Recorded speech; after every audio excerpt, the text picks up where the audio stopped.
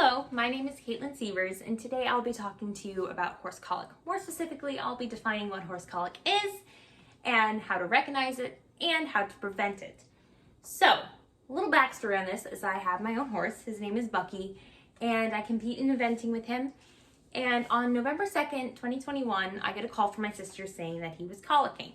So I had to rush home, and we called the vet, and he said if he didn't get any better, you have to take him to an equine hospital, and that's exactly what happened. So we take him to the equine hospital, and he stays there overnight. And at 2 a.m., we get a call saying that he is not improving, so they had to do emergency surgery on him. And that caused him to be out of commission for a very long time, and he was prone to colic a lot easier.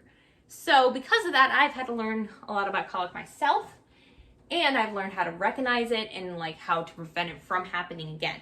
So let's define colic now. Colic is not a disease, so a horse can't get colic from another horse. Pretty much is a result of disease, meaning that if something changes in their environment, the abdominal organs in their system will change, will be affected by that change. It is a very severe sickness, and it is known to be the #1 horse killer. And 10% of these cases result in surgery and or death. So there are 3 main types of colic. The common case is intestinal dysfunction. Intestinal dysfunction is a lack of bowel movements. Pretty much there's an impaction in their intestines, and nothing can pass through, and pretty much the whole digestive system shuts down. And the second one is intestinal displacement, which is a less frequent case, but it's the most severe. Because what happens because of the impactions, the horse will roll because they have a stomach ache, and the intestines will kink, and their intestines will get all tangled and knot up, and that's not very good. And most of these cases result in some sort of surgery. And then the third case is called inflammation or ulceration. Pretty much this one is also another common case, but it is due to stress. If they have a very stressful day, it could be they can get a stomach ache, change in their medication, or an infection in a cut they recently had, or they get a parasite in their system and it shuts down their system. So now that we know what colic is, let me tell you about how to recognize it, because this is very, very important.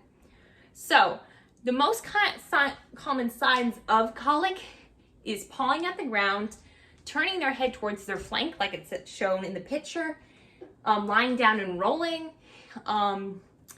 lack of bowel movements, meaning they don't poop, they don't have gas, they're not very interested in food, they won't eat at all, rapid breathing, inappropriate sweating, and also depression. If a horse has one or multiple of these symptoms, call a veterinarian immediately, and if you have it, give them some Banamine until the vet comes there, and then walk them around, but give them short breaks. Do not let them roll, because rolling will make it worse and will cause that intestinal displacement. So, how to prevent it? Most of the time, colic is caused by change. So pretty much it could be change of weather, change of diet, change in water supply, change in turnout schedule, like if you start turning them out during the day and they usually get turned out at night. If they have a parasite in their system, meaning if they have worms, and if they have a sandy pasture. So pretty much what happens is when they eat something off the ground like grass or grain or hay, the sand will come up with it and it'll get stuck in their intestines, and then it'll build up, and then it'll just create a brick, which causes the impaction. So how to prevent it is that you need to stick to a daily routine and provide clean water. Do not overfeed grain. Horses are only supposed to be fed 22.5 of their body weight, and 40% of that is only grain. So if your horse is losing weight, increase hay first. If the hay isn't working, then you increase grain. Another way to do it is turning them out in a pasture and sticking to a schedule. And also adding gut supplements and electrolytes. Gut supplements can clear out their system, and electrolytes can help them not be so dehydrated all the time. Deworming every few months is also very important, because so that you can clear out their system for any signs of invasion of parasite. In doing this, you can limit the chance of colic in a horse. So, in conclusion, I've had to use all of these tactics to make sure my horse doesn't colic. So I've had to be sticking to a regular routine, giving him clean water and proper amount of food. And I've been giving him gut supplements and also electrolytes. And if I ever see the slightest hint of colic, I know how to treat it immediately. I give him Banamine and I call the vet. And because I know all these things, I am able to take care of him. And now, if you ever are put in a situation or you have horses of your own, you know how to take care of them, you know how to prevent colic, and you know how to recognize it.